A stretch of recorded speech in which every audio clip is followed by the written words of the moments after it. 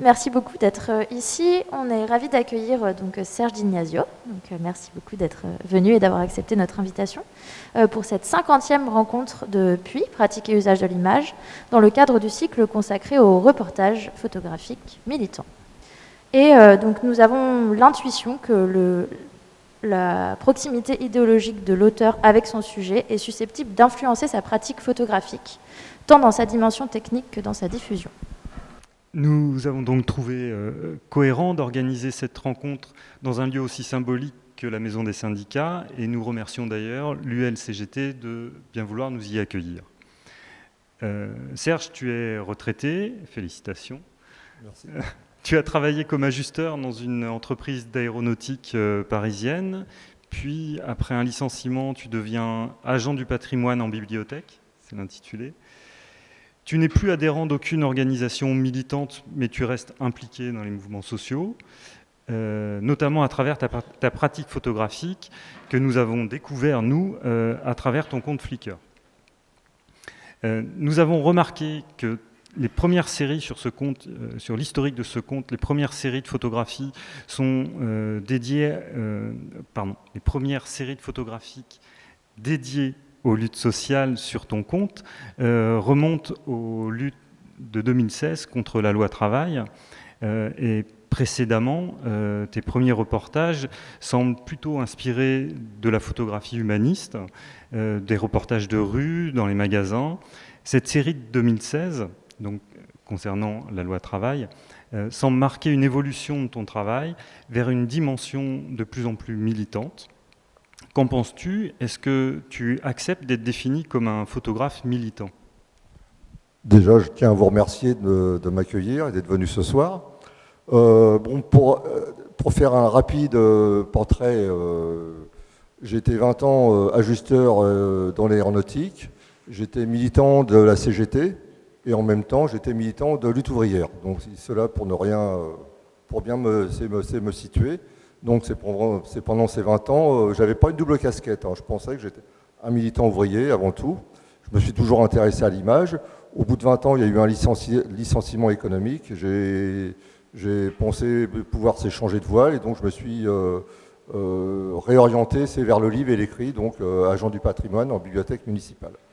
Donc concernant ma photographie, on dit souvent photographe militant ou militant photographe. J'ai envie de dire, c'est les deux mon capitaine. Il y a pas pour moi, il n'y a pas de différence. Je fais avant tout j'essaye de faire une photo, c'est politique, c'est pas une photo esthétique. Alors si mes photos sont des fois un peu esthétiques, ok, mais avant tout, c'est une photo politique en direction des travailleurs, de la classe ouvrière. Ça, je m'en cache pas. Donc c'est toujours mon objectif. Faire de la photo au coucher de soleil ou petit canard, ça m'intéresse pas. Alors il y en a, ils font ça très très bien, mais c'est pas mon objectif. J'ai toujours été dans les luttes sociales, toujours dans les manifestations, que ce soit des manifestations de la métallurgie, infirmières, ces migrants. J'ai toujours essayé de refléter à ma modeste mesure, c'est leur combat. Et mon combat, et je me suis impliqué en même temps par l'intermédiaire de mes photos. Donc la loi travail, c'était un basculement parce que vraiment il y avait eu des luttes comme on n'en avait jamais vu, j'ai l'impression, à part ces mai 36 et mai 68.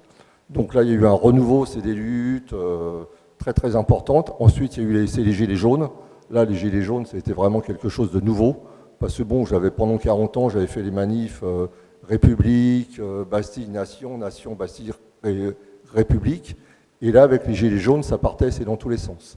Ensuite, et puis on a fait aussi c'est les beaux quartiers, comme on dit. Les quartiers, c'est des possédants, les quartiers de la bourgeoisie. C'est pas un gros mot, je pense pour moi. Donc c'était les Champs-Élysées, toutes ces choses-là qu'on n'avait jamais fait dans les manifs syndicales. Donc il n'y avait pas de plan préétabli par les Gilets jaunes.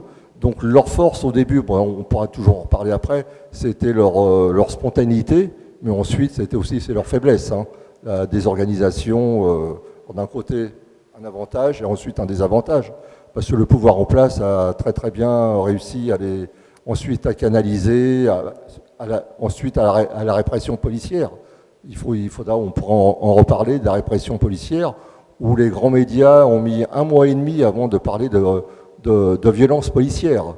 Donc avant, c'était rien. On faisait des manifs, les gilets jaunes, mais les violences policières n'existaient pas. Il a fallu 1 mois et demi avant qu'on commence à en parler.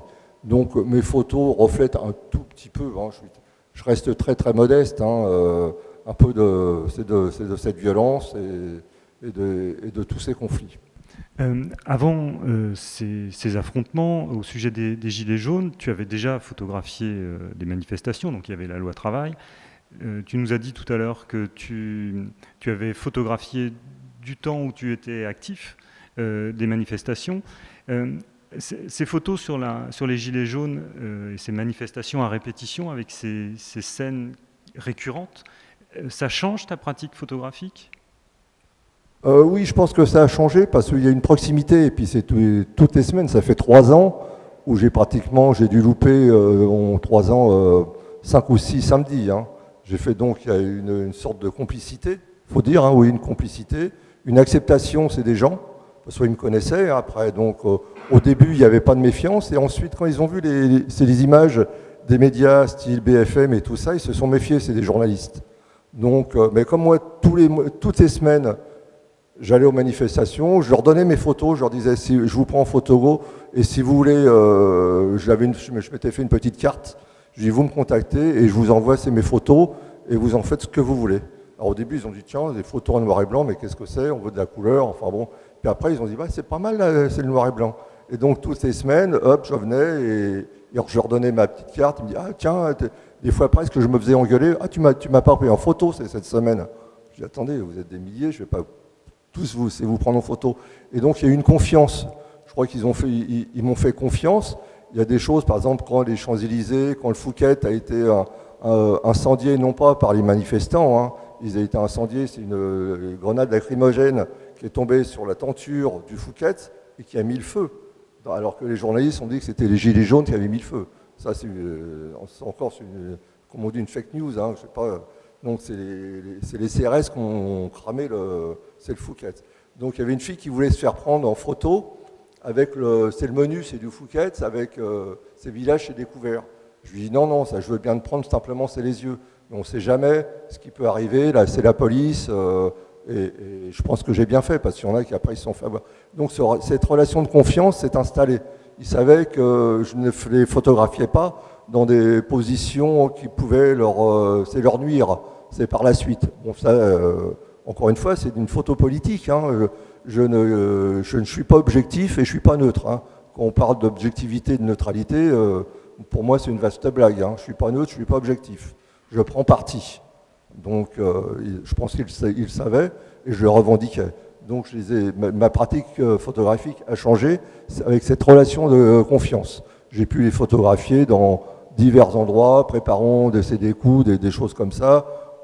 Ils me faisaient confiance. C'est une confiance réciproque. Alors justement, qu'est-ce qui est photographiable, qu'est-ce qui ne l'est pas, et comment tu éditorialises tes photos, comment tu les tries, qu'est-ce que tu ne montres pas? Donc à savoir que je fais très très vite, hein. Je photographie dans la journée et dans la nuit, je traite mes photos. Et le lendemain matin, sur le coup de 6 heures du matin ou 7 heures du matin, les photos elles sont en ligne. Hein. Donc le tri se fait déjà à la prise de vue. Hein. Donc il y a des choses que je prends. En général, j'essaie de prendre un maximum de photos. Et c'est vrai que je fais les tris. Si je sais qu'il y a une photo qui pourrait être compromettante vis-à-vis de la police, quelqu'un en train de casser une vitrine, ses visages découverts, je ne la mettrai pas en ligne. Je l'ai pris en photo parce que bon, c'est dans l'instant, on prend photo, je ne vais pas déterminer directement, mais je ne la mettrai pas en ligne. Hein. Il y a des choses que je ne mets pas en ligne, que j'ai gardées, hein, mais bon, il y a une question c'est d'honnêteté, hein, encore une fois, hein, moi je fais partie de la classe ouvrière, je ne veux pas qu'un gars qui défend son beefsteak, pour X raison, après on peut en discuter, hein, vrai ou pas, est-ce que c'est juste ou pas juste, peu importe, hein, mais je ne vais pas le mettre en porte-à-faux si vis-à-vis c'est de la police. Voilà. Donc c'est le tri se fait là, ne pas les exposer à la répression policière.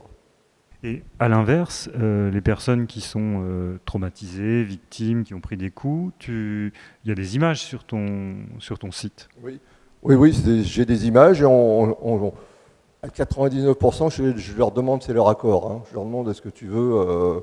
Bon, et j'ai vraiment très très peu de refus. Hein, parce qu'il y a aussi une façon de photographier. Alors je ne dis pas que j'ai la meilleure façon, c'est la mienne, hein, c'est tout. Hein.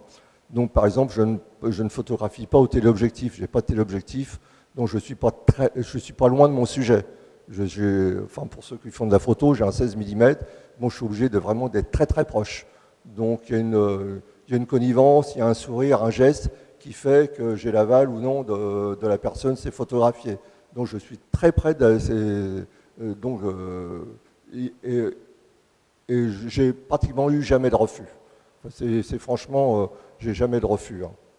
Sur la question du noir et blanc, c'est j'allais dire un peu anachronique. Généralement, la photo sociale, la photo sur le fait, c'est plutôt la couleur qu'on montre et qu'on utilise. Oui, on me pose souvent la question, c'est pas par snobisme, c'est pas pour copier les grands photoreporters. J'ai commencé très jeune la photographie, je devais avoir, je sais pas, 16 ans et je développais mes photos et à l'époque c'était le noir et blanc. Hein. C'était très compliqué de faire de la couleur et curieusement je ne vois pas en couleur. Enfin c'est pas que je vois pas en couleur, mais j'arrive pas à photographier, c'est la couleur. Il y en a qui font ça très très bien. Il y a des sublimes ces reportages en couleur, mais moi la couleur, j'arrive pas. Donc, et je pense qu'avec le noir et blanc, on va à l'essentiel. J'ai très très peu de photos de couleur, j'en ai fait ces quelques-unes. Bon, ça justifie, à un moment donné, on voit un CRS, là, je vous l'ai montré, qui recule et qui tombe dans une poubelle en feu, et tout seul. Bon, là, la couleur, ça justifiait, c'était assez joli. Mais voilà, non, c'est pas par snobisme, c'est la couleur, je sais pas. Je sais pas faire. Donc, j'essaye de faire un petit peu, c'est du noir et blanc. Tu parlais de la belle photographie, que toi tu faisais des photos plutôt politiques, mais j'ai commencé la présentation en disant que les premiers reportages sur ton compte, ce sont des photographies, des reportages qu'on a qualifiés de photographies humanistes, parce qu'on s'est dit que ça renvoyait à cette tradition de la photographie après-guerre, qui sont a priori pas des photos spécialement politiques, en tout cas beaucoup moins à première vue que ces photos de manif. Oui, j'ai fait beaucoup de ce qu'on appelle la street photographie, c'est de la photo de rue. Donc j'ai fait des photos de rue, je suis allé dans des magasins, j'ai fait des photos, c'est dans des magasins, c'est dans les transports en commun. Bon, c'est comme j'habite dans la région parisienne, dans le métro, le RER, j'ai pris c'est des gens dans différentes situations. Donc ça aussi, mais je crois que ça encore c'est de la photo politique, hein, de prendre des gens qui vont au boulot le matin ou qui font leurs courses. Moi je fais de la photo politique. Hein. Alors c'est peut-être prétentieux, mais je me cache pas derrière le mot. Hein. J'essaye d'exprimer quelque chose, de montrer une femme, un homme, c'est trimant peut-être, c'est sûrement même. Allant au boulot, c'est faisant ses courses, des choses comme ça, c'est s'embrassant, c'est dans la rue, ayant des relations. Donc, oui, humanisme. Et le noir et blanc, c'est ça rend, c'est très bien aussi. Et la couleur, j'ai essayé, encore une fois, ça passe pas. Mais je sais qu'il y en a, ils font des choses très très bien en couleur. Mais moi, je suis totalement incompétent. Et du coup, c'est cette photographie-là, en allant dans la rue, qui t'a amené à être présent dans des manifestations dans la rue, ou c'est ton engagement politique avant tout ? Tu réponds à ma question, c'est mon engagement politique. Hein. J'ai toujours été engagé. Je dis, à 18 ans, j'ai commencé à travailler à 18 ans. À 19 ans, j'étais à la CGT. Je crois qu'à 20 ans, j'étais à la lutte ouvrière, tout en restant à la CGT. Hein. Et donc, c'était très, très formateur. Hein. J'ai vu, c'est des gens à la CGT très, très dévoués, très sympathiques. Alors, pourquoi la CGT ? Parce qu'autour de moi, il n'y avait que des gens de la CGT qui étaient dévoués, compétents, sympas. Alors, c'était peut-être pas, j'avais pas encore une conscience de classe. Hein. Mais bon, c'est comme ça hein, qu'on se forme, qu'on sait qu'on adhère à tel ou tel ces syndicats ou telle organisation. Ensuite, bon, j'ai eu des lectures. Ensuite, disons, il y a eu le combat de tous les jours à l'usine. Hein. Bon, les gars de la CGT étaient là. Bon, après, j'ai connu un militant c'est d'ouvrière qui m'a ouvert d'autres voies. C'est politique, il y avait le syndicat et le politique, mais pour moi, c'était intimement lié. Hein. Donc, mais avant tout, oui, c'était du politique. Hein. Voilà. Et du coup, dans les manifestations, comment tu dialogues avec justement les journalistes qui sont présents? Et est-ce que tu as rencontré des personnes qui travaillent pour la presse? Est-ce que tu dois avoir une position par rapport à ça? Oh, c'est très simple, je ne dialogue pas. Non, mais bon, on n'a pas de point commun. Hein. On n'a pas de point commun. C'est la façon c'est de voir les choses. Alors, je ne dis pas que ma façon est la meilleure, hein, mais ils n'ont pas... quand je vois les autres photographes, ou bien ils ont des énormes téléobjectifs, j'ai l'impression qu'ils ont peur de rentrer dans la manif, et où ils vont photographier ce que j'appelle la tête de gondole, les dirigeants, ces syndicaux, et puis après ils font 2-3 photos, et puis ils s'en vont. Alors, c'est pas lié forcément à leur pratique, c'est comme ils sont liés à des médias où ils doivent rendre des photos très rapidement, ils n'ont pas le temps. Moi, je peux passer une journée ou un week-end sur un fait. Eux, ils n'ont pas le temps. Alors, je ne suis pas un professionnel, hein, donc je ne connais pas exactement comment ils travaillent, mais je les ai vus un petit peu. Bon, ils sont dans la rapidité. Et puis, ils ne connaissent pas, c'est le milieu. Bien souvent, ils ne connaissent pas ces milieux ouvriers. Donc, ce n'est pas de leur faute. Hein, comme moi, je ne connais pas le milieu médical. Hein, donc ils ont un langage qui est complètement... Déjà, ils dialoguent très peu. Ils discutent très peu avec les gens, avec les manifestants. Donc, moi, j'arrive à dialoguer. Et puis, il y a d'autres photographes amateurs. C'est là qu'on voit aussi, c'est des gens qui ne sont pas liés à des médias où leur fin de mois, ils ne sont pas liés à leur photographie. Bon, je pense à des gens c'est Renault, un photographe excellent, c'est Bruno Pena, qui fait un peu dans le même style que moi, ou Brice Le Gall, qui est sociologue, qui a fait un bouquin assez formidable aussi, c'est sur les Gilets jaunes.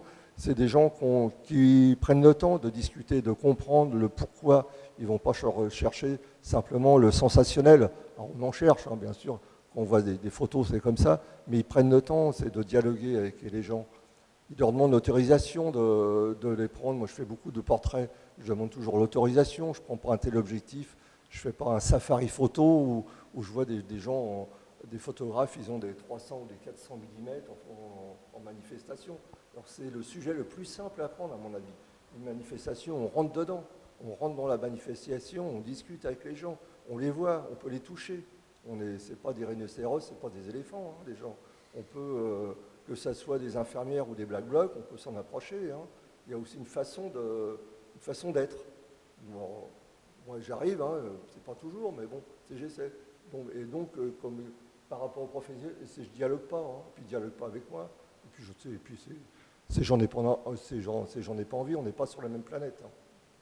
Bon, moi j'ai le privilège que j'attends, mes photos, je les donne. J'attends pas, j'ai ma retraite, ça me suffit. C'est vrai, je suis hyper privilégié, je fais ce que je veux. Si je veux mettre 10 photos en ligne, je mets 10 photos. Si je veux mettre 300 photos, je mets 300 photos. Je n'ai pas un rédacteur qui va me dire, tiens, fais ci et fais ça. Je fais ce que je veux. Et c'est vraiment, c'est un luxe incroyable. Et du coup, puisque tu parles de tes modes de diffusion, tu as donc un compte Flickr.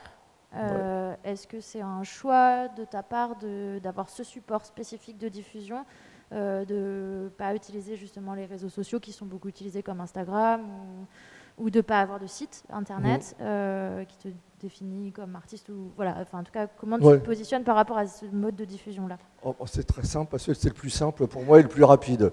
Je suis incapable de faire un site, et par choix, je suis sur aucun réseau. Comme ça m'évite de répondre et des trucs. Et c'est les gens qui mettent mes photos sur leur Facebook, Instagram et tout ça. Donc moi, je me cantonne à Flickr. C'est très rapide. Et puis en informatique et tout ce qui est réseau, je suis un blaireau. Donc je ne veux pas perdre de temps. Voilà. Je vais au plus rapide. Voilà. Alors il y aurait peut-être d'autres réseaux qui pourraient diffuser plus largement. Hein. Mais bon, ça non, franchement... ça ne m'intéresse pas. J'ai pas le temps et j'en ai pas les compétences. Voilà. Du coup, tu es comme une sorte de banque d'images Voilà. libre de droit. Voilà, oui, ça aussi, les gens, ils sont étonnés. Ah, et tu donnes tes photos. Je dis oui, mes photos, comme je dis souvent, mes photos, j'ai l'impression qu'elles ne m'appartiennent pas. Elles appartiennent aux manifestantes et aux manifestants et au mouvement.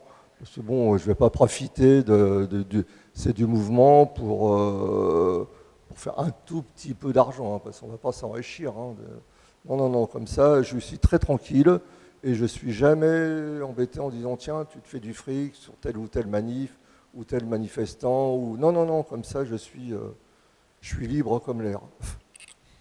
Récemment, tu as fait 2 reportages qui sortent un petit peu de la série de manifestations que tu avais produites.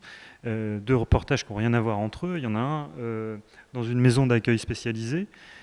Tu vas peut-être pouvoir nous en dire quelques mots. Et puis un autre qui est presque sulfureux, qui est le meeting de Zemmour, où tu t'es fait accréditer. Oui.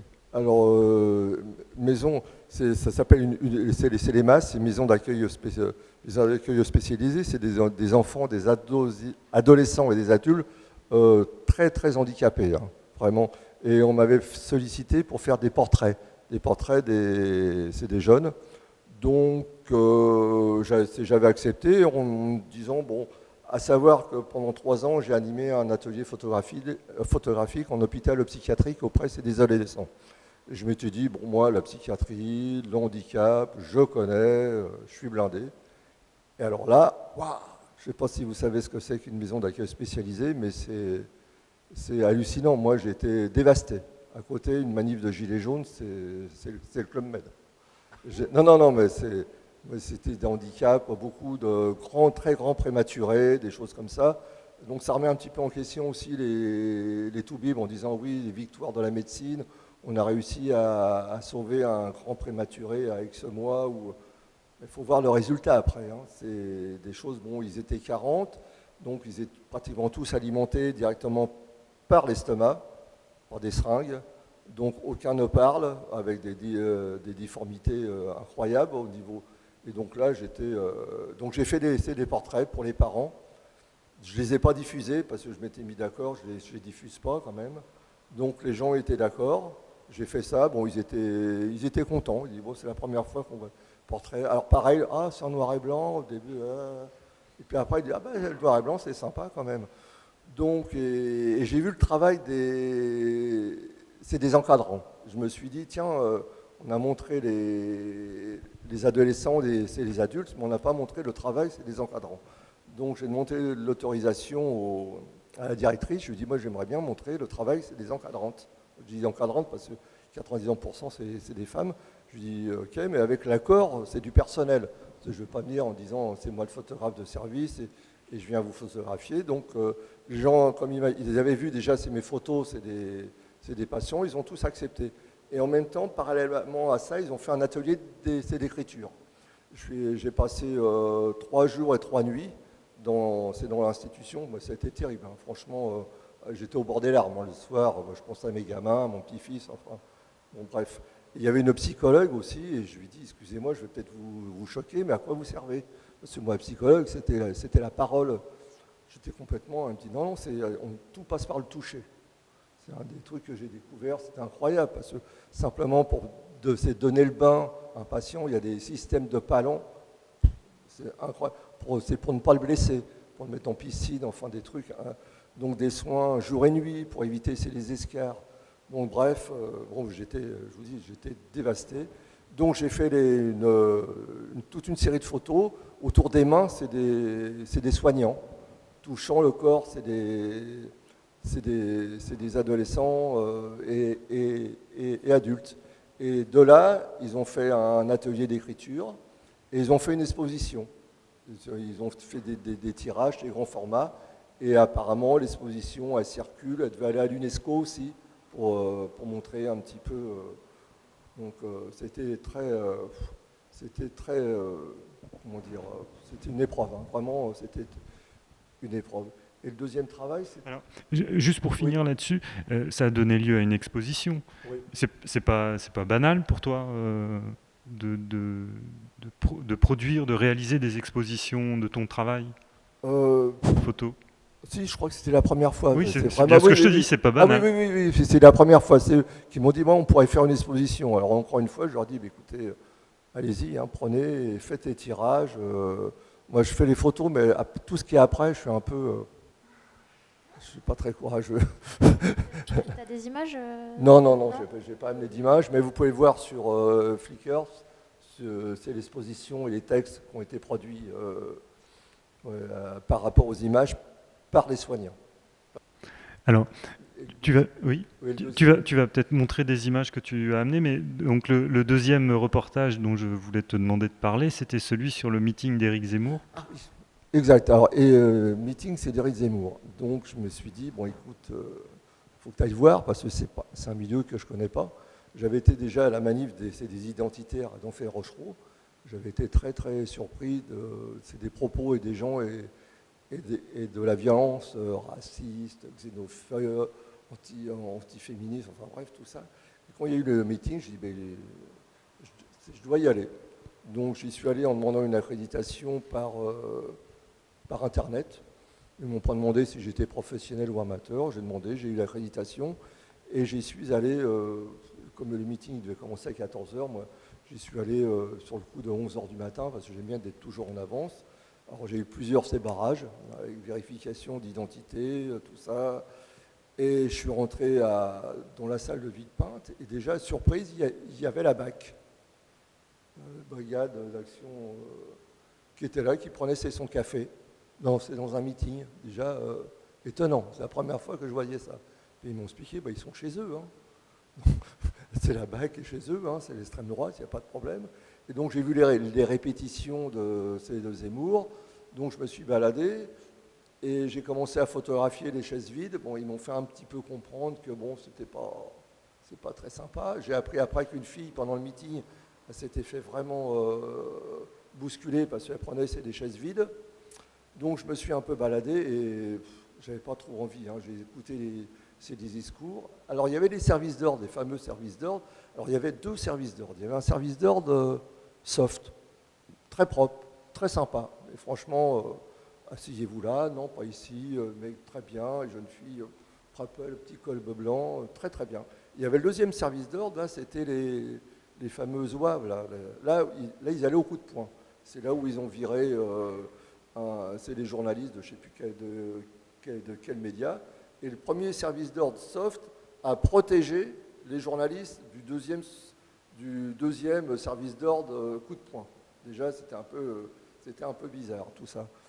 Et donc, j'y suis allé jusqu'à dans l'après-midi. J'ai écouté les discours pour chauffer la salle, dont un que je répète à un moment donné, il y a un gars qui est à la tribune, une espèce d'historien, je ne sais pas, il dit non, je ne veux pas que Zemmour soit président. Je dis tiens, surprise, mais d'où il sort celui-là? Je veux que Zemmour soit roi de France. Et là, applaudissements, délire dans la salle. Je me dis, là, bon, j'étais pas dans mon élément, hein, c'était franchement, j'étais pas... Et Zemmour est arrivé, une ovation, ok. Et au bout d'un quart d'heure, il devait être, je sais pas, c'est 18h, c'est 19h. Je dis bon, là, j'arrête, j'en peux plus. Et c'est après que SOS Racisme se sont fait, ils se sont fait alpaguer par le service d'ordre. Mais c'était une ambiance et très jeune. Et moi, là aussi, j'avais des préjugés. Je pensais que c'était un public qui était âgé. Mais non, c'était très jeune, très HEC, hein, très école de commerce quand même. Et là, j'étais très très jeune, vraiment, j'ai plein de préjugés qui sont tombés là. Ça a remis les choses un peu en place. Hein. Alors, justement, ces deux expériences, la manif identitaire et le meeting de chez Zemmour, est-ce que, comment tu appréhendes ces sujets photographiques par opposition aux manifs précédentes où tu as un affect pour le sujet? Déjà, je suis pas très très à l'aise, hein, même pas du tout. Hein. C'est pas mon milieu,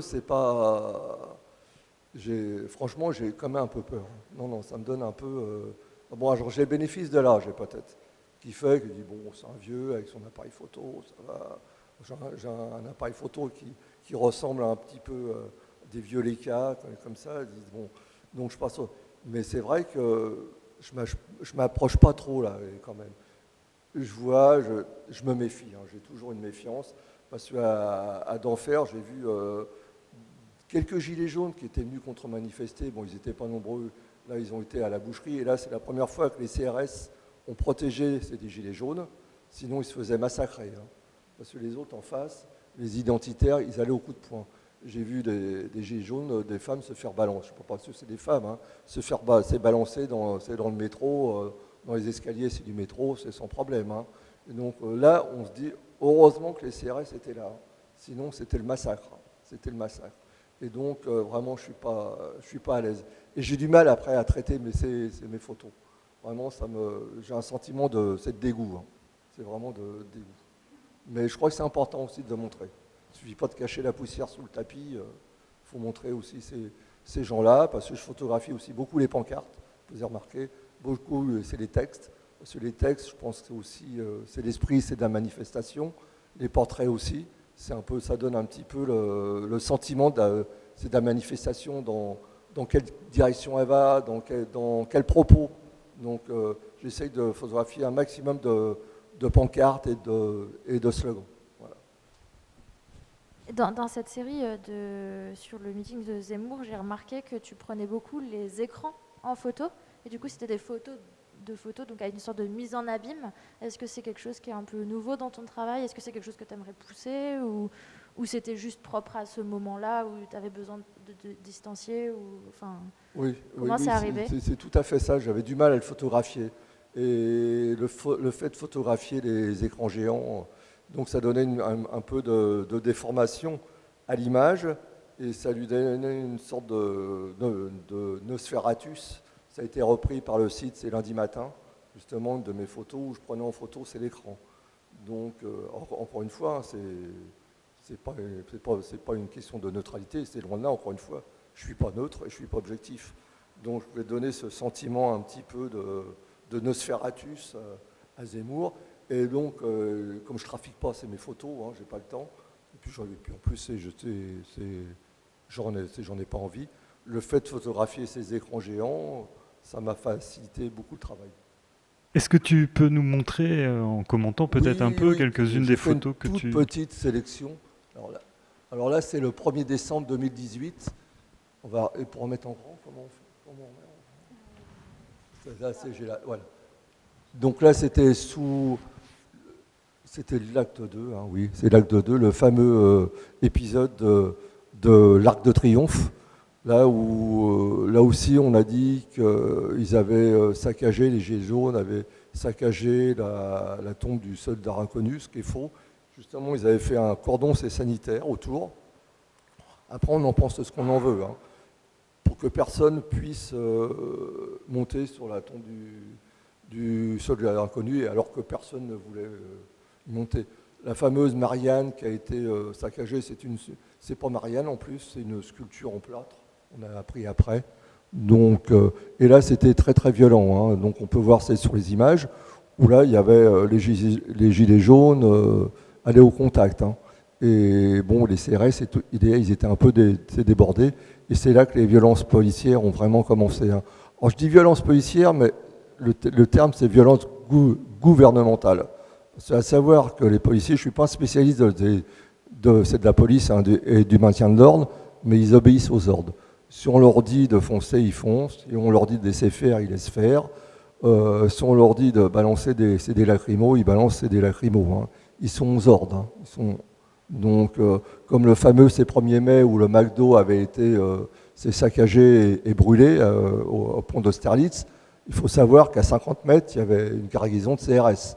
Ils ont laissé faire, ils ont attendu que ça crame bien. Comme ça, les télés, ils ont pu filmer tranquillement les flammes, le saccage. Après, ils sont intervenus. Alors qu'ils auraient pu très bien intervenir avant pour éviter tout ça. À Bastille, c'est pareil, il y a un magasin, c'est Sport, c'est GoSport. Les CRS, ils étaient à 30 mètres même. Ils étaient à 30 mètres, ils attendaient. Le magasin a été saccagé, ils ont pris les t-shirts et baskets. Une fois que le magasin a été vidé, que les médias ils ont bien fait leur boulot de filmer tout, de bien photographier, ils sont intervenus. Et ça, pratiquement à chaque fois, c'est comme ça. Donc voilà, c'est une image aussi, c'est de la violence des deux côtés, où là, les CRS, c'est reculent. Voilà. On peut avancer. Il y a aussi des images, c'est sympathique. Hein. Oui, je photographie aussi beaucoup c'est les CRS, c'est les forces de l'ordre, c'est les gendarmes. Là c'est une CRS. Hein. Donc là, c'est pour mettre en opposition ou en parallèle une Black Bloc et puis une CRS. Donc c'est vrai que les CRS, des fois, elles sont charmantes. Hein. Faut pas. Et il y en a qui même ils se maquillent. Je sais qu'ils viennent, ils me disent est-ce que vous pouvez me photographier?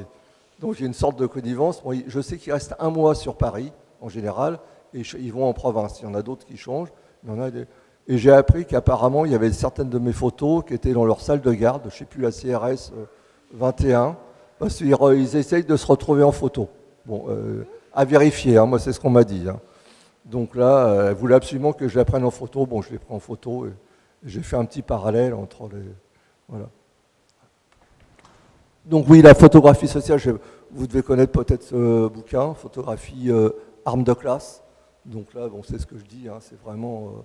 Et à côté, il y a une photographie qui date de 1932. Je ne sais pas si vous arrivez à lire. Notre appareil photo est une arme, en 1932. Déjà, donc, c'est pas nouveau le phénomène de classe, de lutte de classe au travers de la photographie et des médias. Hein. C'est des choses qui déjà étaient bien dans la tête des gens. Et je sais, après, il y a eu beaucoup des organisations syndicales ou politiques. Le PCF, je crois, il avait la CGT. Tu pourrais peut-être plus en parler que moi. Oui, ce livre, La photographie arme de classe, revient sur cette histoire de la photographie sociale et humaniste qui est utilisée pour concurrencer les grands organes de presse bourgeois par des structures qui sont proches des mouvements sociaux, donc du PC, de la CGT, des différentes organisations sociales, la Ligue des droits de l'homme déjà, qui essaient de montrer une autre réalité du monde du travail. Donc là aussi, c'était un reportage Porte de la Chapelle, il y a plusieurs années de ça, où je sais pas si vous avez entendu, ils étaient tous stockés, entre guillemets, Porte de la Chapelle, il faisait 40 degrés, même plus, ils avaient un point d'eau, ils étaient complètement épuisés, et tout près, il y avait la colline du Crac, la fameuse colline du Crac, où les gens... Et naïvement, moi, je ne connaissais pas la colline du Crac. J'y suis allé, comme ça. Donc, les gars, ils me regardaient, ils me disaient, mais qu'est-ce que c'est que ce gars? Il vient avec son appareil photo, il vient nous photographier. Et là, je n'ai pas pris une photo. Hein. Je sentais bien qu'il y avait quelque chose, et puis on sent le truc. Donc, c'était vraiment dans un désastre humain incroyable. Hein. Et là, les migrants, ils dormaient, il y avait les enfants, le long du périphérique. Et même, à un moment donné, c'est Hidalgo, qui était maire de Paris, elle avait mis des énormes pierres sous un pont. C'était à but humanitaire, pour éviter qu'ils dorment sous le pont. C'était sympa, hein, quand même. Donc il y a des tailleurs de pierre, qui sont venus, des tailleurs de pierre, c'est militants, qui sont venus casser les pierres, pour qu'ils puissent encore se loger, enfin c'est se loger entre guillemets, mais se mettre à l'ombre, c'est sous le pont. Là aussi, la LDH avait pris beaucoup de photos, là, j'en dirai quelques mots après. Donc là, ça devait être l'acte 2, en haut des Champs-Élysées. Et on voit en opposition un CRS et un gilet jaune, avec un LBD. Un LBD, bon, vous savez tous ce que c'est que le LBD, et théoriquement, le LBD, c'est pour se défendre. C'est si les forces de l'ordre se sont attaquées, ou vraiment dans une position de défensive, pour se sortir, c'est d'un mauvais pas. Bon, là, effectivement, c'est le contraire. Là, ils vont à l'attaque. C'est des gilets jaunes. Alors, au tout début, c'est des gilets jaunes, ils étaient un peu naïfs. Hein. Bon, on m'a dit que c'était des primo-manifestants. Hein. Beaucoup venaient de province. Alors, c'est pas parce que c'est de la province. Hein. Attention, hein, ne me faites pas dire ce que je... Mais alors, la police avec nous, les CRS avec nous, les gendarmes avec nous... Et puis au bout de l'acte 2, de l'acte 3, là, ils ont très très vite changé d'avis. Hein. Parce que quand ils s'en sont pris, comme on dit, ils s'en sont pris plein la gueule. Hein. Ça a été des LBD, des canons à eau. J'ai vu les canons à eau, ils ont été obligés de se ravitailler sur les pompes à incendie. C'était la première fois, ils n'avaient plus d'eau. Hein. Ils avaient tellement ces balancés de flotte qu'ils ont été obligés de se ravitailler en direct la gendarmerie pour les camions à eau. Les LBD, il y a eu des milliers, des lacrymons, on ne voyait plus. l'Arc de Triomphe, on ne le voyait plus. Il était entouré de lacrymogènes. Et c'est là que les blessés ont... Il y a eu de nombreux blessés, ça a commencé. Et là, il y a eu un changement, c'est d'attitude, c'est des manifestantes et des manifestants. Ils se sont dit, non, les forces de l'ordre, ils ne seront jamais avec nous. Hein. Là, ils s'en sont aperçus. Hein. Puis après, ça a continué, c'est crescendo. Hein.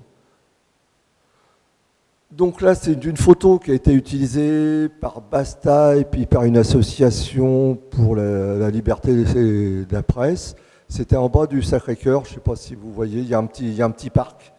Et donc là, on voit un CRS à bout portant, le LBD, devant une manifestante.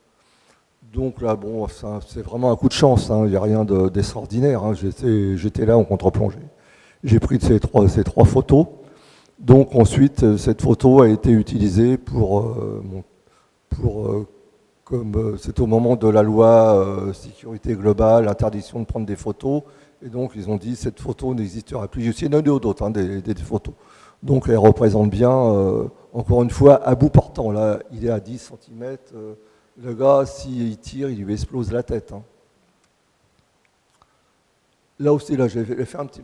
Je ne sais pas si vous vous rappelez de la manifestation, c'est des infirmières où une infirmière, une cadre, elle faisait 1,50 m, elle était appréhendée, comme quoi elle avait lancé des pavés sur les forces de l'ordre.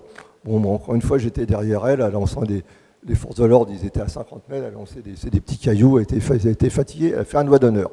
Donc on lui a reproché de faire des doigts d'honneur aux forces de l'ordre. C'était vrai que c'était pas bien de faire des doigts.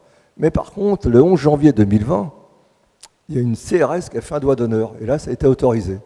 Là, on n'a rien fait. Alors, pour la petite histoire, on peut aussi l'excuser.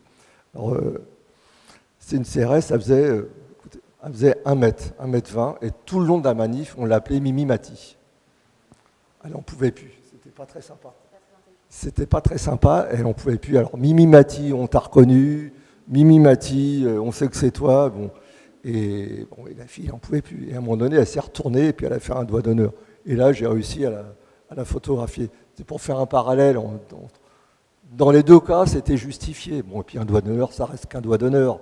C'est pas une Kalachnikov, il ne faut pas exagérer non plus.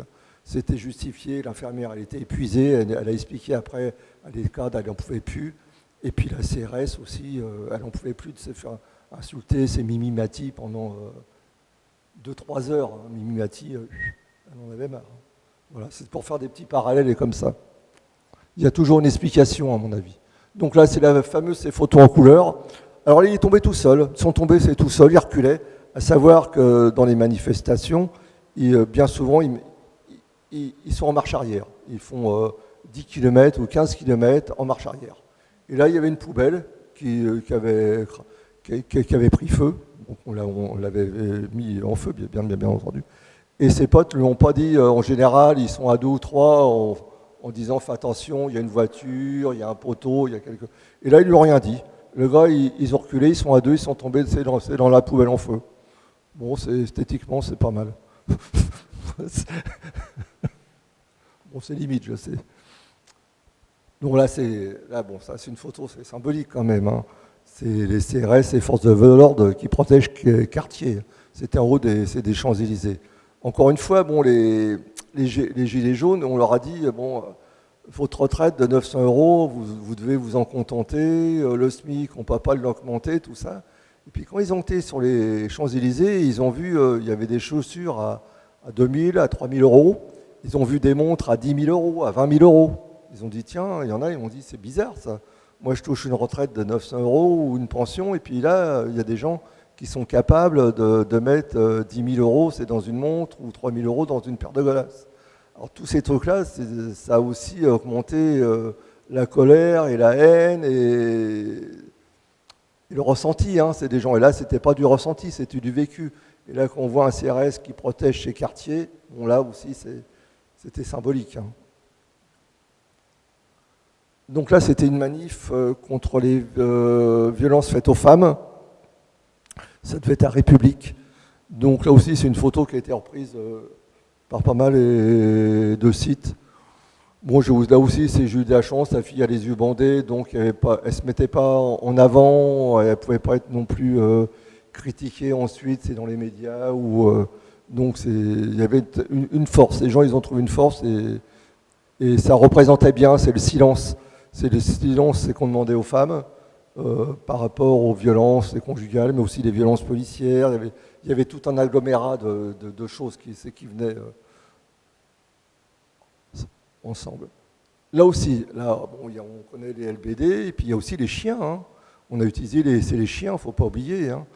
Donc, contre les manifestants, c'était la première fois que je voyais les chiens. Et bon, ce n'est pas des caniches, hein, quand même. Hein. Alors, vous remarquerez qu'ils ont des chaussons. Ils ont des chaussons. Alors, moi aussi, j'étais étonné. Je dis, tiens, pourquoi il a des chaussons? Pourquoi il a des chaussons? S'il y a des bris de verre, ils ne sont pas blessés.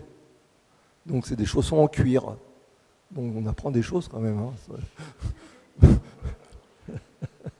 Voilà, il y a eu des chiens, il y a eu les chevaux à un moment donné aussi. Mais là, c'est très, très impressionnant, hein, c'est les chiens. Bon, là aussi, c'est toute une série de photos. Ces photos n'existeront plus. On voit toujours, c'est l'infirmière, un CRS qui donne un coup de gazeuse à un pompier. On revoit en tout. On l'a déjà vu presque, cette photo. Qu'est-ce qu'on voit d'autre? Ça, c'est les fameux Black Blocs. Hein. Les Black Blocs, c'est pareil, les Black Blocs, c'est un terme générique, un peu comme les gilets jaunes. Hein. Il y a autant de personnes que de gilets jaunes. Moi, j'aime pas trop qu'on dise les gilets jaunes. Les gilets jaunes, ça veut dire quoi, les gilets jaunes? Chacun peut être ces gilets jaunes, et là, les Black Blocs, il n'y a pas une spécificité, ces Black Blocs, hein, moi je ne connais pas. Hein. Donc pareil, hein, on peut photographier, il faut faire attention quand même. Pareil, il ne faut pas les photographier en train d'enlever une plaque d'égout, faut faire attention quand même, quand ils cassent une banque, des choses comme ça. Puis à l'intérieur des Black Blocs, il y a des choses quand même assez étranges, comme Place d'Italie, c'était au 2e anniversaire. On voyait certaines personnes, entre guillemets, Black Bloc, c'est rejoindre, c'est les policiers après. Donc on se dit, tiens, alors je suis complotiste, hein, c'est forcément, hein, on est forcément, c'est dans le complot. Hein. Donc là, c'est Place d'Italie, vous vous rappelez, où la manifestation était interdite, au moment où tous les gens elle était autorisée, au départ de Place d'Italie, au dernier moment, c'est le préfet et l'Allemand a dit, on ne l'autorise plus, on l'interdit. Donc là, ça a pété, c'est dans tous les sens. Hein. Et vraiment, c'est du carnage. Hein.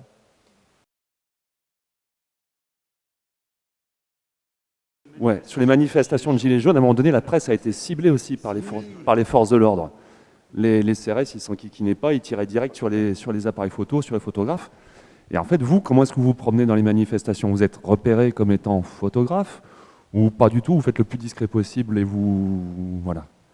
Au début, j'étais le plus discret possible, j'essayais d'être le plus transparent possible. Et après, quand j'ai vu que ça devenait quand même assez dangereux, j'ai mis un casque qui avait en gros fluo photo. Et j'avais j'avais mis un gilet de vélo-cross, c'est sous mon parka, qui m'a fait mettre en garde à vue. Au des Champs-Élysées, j'ai photographié des CRS en me disant, ils m'ont dit, vous n'avez pas le droit de nous photographier. J'aurais dit, si, vous connaissez mieux la loi que moi, j'ai le droit de vous photographier. Et le gars, il me répond, la loi, je m'en fous. Donc, ok, je suis remonté le long des Champs-Élysées, j'allais partir, et là, j'étais alpagué. Ils m'ont fouillé, ils ont vu mon gilet, un truc à 20 €, hein, c'est pas un gilet par balle. Ils m'ont dit, c'est un gilet offensif. Wow, un gilet offensif. Donc j'ai été 4 heures dans le camion des CRS, les mains sur les genoux au cas où je les aurais attaqués. Ensuite j'ai été en garde à vue dans le commissariat, c'est du 16e arrondissement, un commissariat totalement pourri, comme dans les films. Et donc je suis resté encore ces 2 heures à attendre et je suis passé devant l'officier. Le gars il me dit, mais pourquoi vous êtes là? Je lui ai dit, écoutez, vous allez me le dire parce que je ne sais pas. Et donc, il a lu le compte-rendu du CRS, il a vu gilet offensif. Il me dit, vous avez un gilet offensif? Je lui ai dit, écoutez, vous allez me le dire si c'est un gilet offensif. Le gars, il regarde ça, il dit, mais c'est du grand n'importe quoi, allez, foutez le camp. Donc voilà, je n'ai pas passé quand même 6 heures en garde à vue. Bon, les gars, ils avaient envie de m'emmerder parce que je leur avais dit, je l'avais pris en photo. Hein, voilà. Donc c'est vrai que maintenant, j'ai des casques et pratiquement tous les photographes ont été visés. Hein. Moi, J'étais assommé aussi, des coups de tonfa en passant, comme ça. Mais bon, les plus grands blessés, c'est restent les manifestantes et les manifestants. Hein. Nous, on est là, on fait de la photo. Hein. Mais ceux qui vont vraiment au casse-pipe, c'est les manifestants et les manifestantes. Ouais, en même temps, vous êtes très très proche des sujets. Hein. Donc Oui, vous êtes oui, vraiment, vous êtes au premier rang. Donc, non, mais voilà. Ouais, parce qu'il y a quand même quelques photographes de presse, même accrédités par des grands médias, qui ont pris des coups. Là. Il y a un photographe, oui. On en voit un même ouais. qui a pris un LBD, c'est un documentariste. Et le gars, il m'avait dit, moi je suis allé sur tous les champs en Afghanistan et tout ça. C'est lui là qu'on voit à l'écran là. C'est Mercier, ouais. Il a pris un LBD, il dit j'ai jamais été blessé, mais là sur Paris je me fais ouvrir la joue par un LBD. Hein. Donc non, il n'y a plus de. Faut faire attention. Donc là c'est une photo que j'avais prise à Nantes pour la manifestation pour Steve. Hein. C'était pas super comme venu à Nantes, j'aurais préféré venir pour autre chose. Et donc et là je l'ai mis en couleur parce que j'ai découvert que sur sa bombe lacrymo, il y avait cette année, offrait aux Français des couilles. C'était les forces de l'ordre qui avaient ça sur sa lacrymo. Et donc, ces libérations, ils ont fait et les gens, ils ont posé une question, est-ce que c'est vrai? Donc, ils ont recherché, ils ont dit oui, c'est vrai, c'est une photo qui a été faite par Serge Dignazio, taratata, enfin bref. Et c'est un logo, c'est d'extrême droite. Hein. Voilà, c'était à Nantes, ça a été fait à Nantes. Ce dont je voulais parler, c'est vraiment de la diffusion. Alors, je comprends bien que vous n'avez pas envie de vous occuper de diffuser votre fond d'image, mais bon, moi, je suis plutôt du côté des gens qui essayent de faire vivre les fonds et qui s'intéressent au fait que ça se diffuse. Vous parlez des images que vous avez prises au meeting de Zemmour qui vous font violence, que vous avez vous-même du mal à traiter. Est-ce que ça ne serait pas intéressant, là, du coup, de les confier à quelqu'un qui pourrait s'en occuper, qui aurait un peu de distance, par exemple, faire un travail avec un rédacteur qui pourrait, avec vous, diffuser ces images en faisant une publication. Enfin, je ne sais pas, hein, je réfléchis tout haut et c'est peut-être pas du tout votre point de vue, mais public, on se dit, il y a tout ce fond d'images avec toutes ces informations qu'on n'a pas parce qu'elles ne sont pas diffusées, parce que c'est juste Flickr et que c'est les images que vous décidez d'éditer. Est-ce que faire un travail avec un rédacteur ou un journaliste sur certains aspects de façon à ce que ça puisse être diffusé ou faire je ne sais pas, il n'y a jamais d'agences qui vous ont approché pour que vos images d'actualité justement puissent être accessibles à un plus grand nombre. Je me pose la question du fond qui risque de dormir alors qu'il contient des pépites. Voilà, c'est vraiment un point de vue d'utilisatrice d'images. C'est dans l'absolu, vous avez étonnamment ces raisons, mais savoir que les médias, ils sont détenus à 90%, 99%, et par qui? Par les grands industriels. Donc il n'y a aucune diffusion, que ce soit c'est les agences. Il y a un site, c'est formidable, je fais un peu de pub, c'est Acrimed, qui va décortiquer à chaque fois la façon dont on traite l'information. Et on voit même ces 10 images, ils ne seront jamais diffusés. Jamais c'est diffusé. On va parler plutôt du cannibale de Strasbourg, de la neige en hiver, j'en discutais, BFM, sensationnel, il tombe de la neige en hiver. Et dans les Alpes, c'est vraiment un scoop. Hein, donc, je ne sais pas si vous remarquez, mais on ne parle plus des manifestations. Il n'existe plus de manifestations, sauf si on casse une vitrine, si on brûle une poubelle. Bon là, on va peut-être en parler. Jamais sous l'angle du pourquoi. Comme par exemple, il y a la Martinique, la Guadeloupe. On parle de quoi? On parle, ils ont brûlé une poubelle, ils ont craché à la gueule d'un directeur. On ne nous explique pas pourquoi. Je ne justifie pas, hein, mais pourquoi on n'interroge jamais les manifestants? On leur dit jamais pourquoi vous faites ça, pourquoi vous ne faites pas ça, pourquoi vous ne feriez pas autre chose. Jamais. C'est toujours le petit côté de la lorgnette.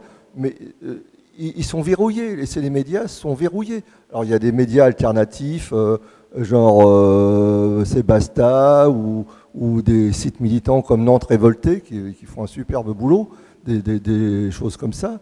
Et puis il y a d'autres médias, je ne sais plus les noms, il y en a. Mais bon, c'est vraiment très très confidentiel. Mais les grands médias, vous n'avez aucune chance.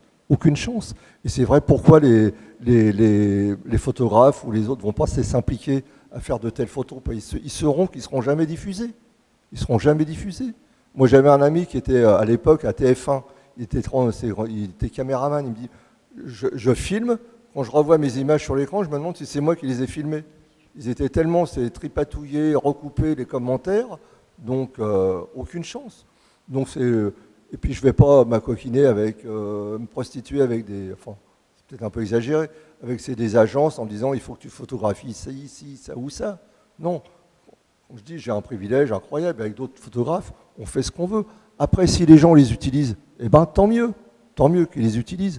Après, bon, comme on dit, c'est pour l'histoire. Bon, l'histoire, je serais peut-être bouffé je serais dans la poussière, mais peu importe. On les a fait, on était là. Bon, après, non, mais il ne faut pas s'attendre que les médias diffusent nos images. Hein. Après, pas du tout. Hein. Après, on n'en a pas parlé tout à l'heure, mais tu as été publié, tu as été approché par des personnes pour faire une petite édition. Oui, à moins qu'il y ait d'autres questions. Non, il est là. Tiens, il est là. Voilà. Donc, c'est vrai que c'est une trace qui permet de garder la liberté que tu as sans passer par l'intermédiaire d'un média. C'est un bouquin qui a été édité par Adespot. Je vais vous raconter rapidement, c'est l'histoire. J'avais photographié, je ne sais pas, on le voit, Christophe Détinger. Regardez, c'est les photos. Attends, on peut retourner là ? Oui, la flèche d'avant. Voilà, les photographes. En pleine manifestation, qu'est-ce qu'ils font ? Ils diffusent leurs photos sur leur smartphone dans leur salle de rédaction. Et pendant que la manifestation se continue. Donc ils n'ont pas le temps. Alors je ne leur reproche pas. Hein. Ils ont un boulot, il faut qu'ils gagnent, ils payent leur retraite à la fin du mois. Les mecs, ils n'ont pas le temps. Il faut qu'ils soient le premier à diffuser leur image. Et pendant ce temps-là, il y a les manifestants qui passent avec leurs revendications, tout ça. C'est le boxeur qui avait fait reculer les CRS. Donc j'avais eu la chance de faire plusieurs photos de lui en train de boxer le CRS. Et Antoine Payon, un grand reporter de la Croix, il a fait un bouquin, Cœur de boxeur. Il expliquait un petit peu, c'est la vie, c'est du gars, c'est du boxeur, et le pourquoi qu'il avait ces boxés. Donc j'avais lu son bouquin, et je lui avais dit, bah, écoute, moi je lui ai dit, je trouve votre bouquin, c'est formidable, je lui ai fait quelques photos de Christophe Détinger, et si vous les utilisez, à lui, bravo. Donc il va sur mon fichier, il me dit ouais, tes photos, c'est super et tout, encore, tu devrais faire un bouquin. Je dis un bouquin, attends, moi c'est pas mon objectif, j'y connais rien, j'ai aucun réseau, j'ai pas de relation.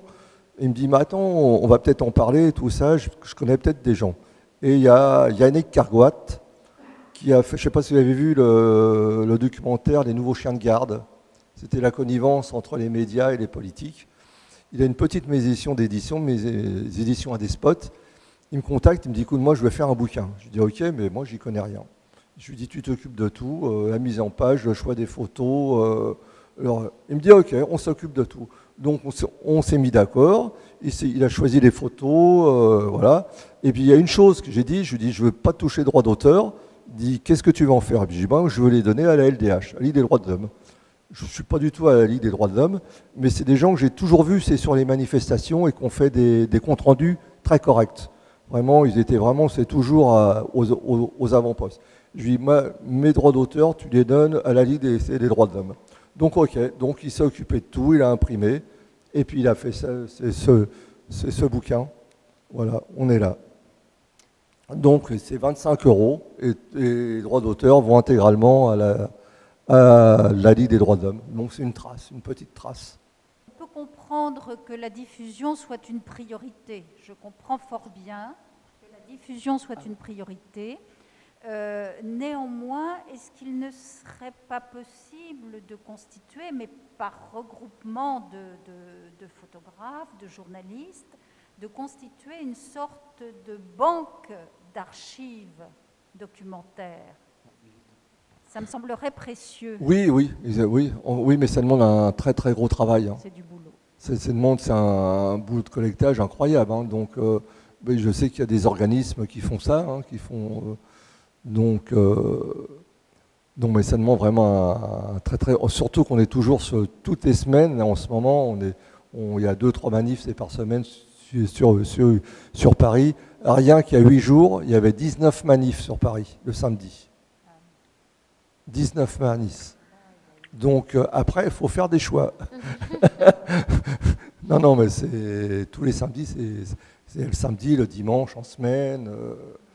Alors c'est vrai qu'avec trois autres photographes, on essaye de monter une exposition. Nos photos sont prêtes et sont déjà en grand format, mais on ne trouve pas de salle. Hein. Les manifestations, c'est pas un thème porteur. Hein. C'est pas très vendeur. Hein. Là aussi, une image qui a été diffusée par la presse, on voit en bas l'angle de prise de vue rencontre de ce cliché trompeur. On a l'impression que le CRS est en feu. On dit ça y est, il a reçu un cocktail Molotov, il est en feu. Et bon, encore une fois, j'ai eu la chance d'être de côté. Et on voit que, alors ça ne justifie pas encore une fois, hein, qu'il n'est pas du tout en feu, ça a pété bien avant lui. Mais vu en bas, la photo qui a été diffusée par la presse, on a l'impression qu'il est en feu. Alors que c'est totalement faux. Et il y a eu plein de choses comme ça, comme un peu l'épisode de la salpêtrière. Vous vous souvenez, vous voyez, les gilets jaunes ont investi les salles d'opération, les couveuses, enfin bref, n'importe quoi. Alors bon, j'y étais aussi, hein. Ils se sont réfugiés, c'est dans la cour de la salpêtrière, pour se protéger des gaz lacrymogènes. Et Castaner a dit, bon voilà, ils ont investi l'hôpital, ils ont cassé les portes, voilà.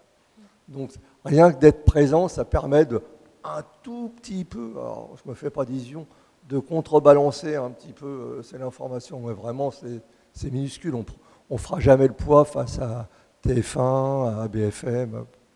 Non. Même en apportant la preuve, ce genre de photos, ils ne vont pas assez la diffuser. Hein. Ils la diffuseront, c'est jamais. Hein. C'est jamais. Parce que ça ne les intéresse pas. Et ça voudrait dire qu'ils ont fait une fausse information. Donc ça remet en cause, comme ils ne vérifient pas, BFM n'est plus jamais sur le terrain, on ne les voit plus sur le terrain. Parce qu'à chaque fois qu'ils sont sur le terrain, ils se font virer, ils se font casser la tête. Moi, je pense à juste titre. Hein. Voilà, la liberté de la presse aussi.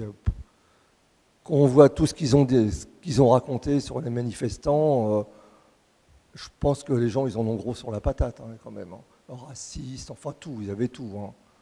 Ils avaient le Covid avant le Covid. Hein. On n'a jamais vu un mouvement autant être dénigré. Hein. Jamais, jamais, jamais. Hein. Bon. Voilà. Merci beaucoup pour tout ce temps et cette Merci présentation, Serge. Et merci à vous d'être venu.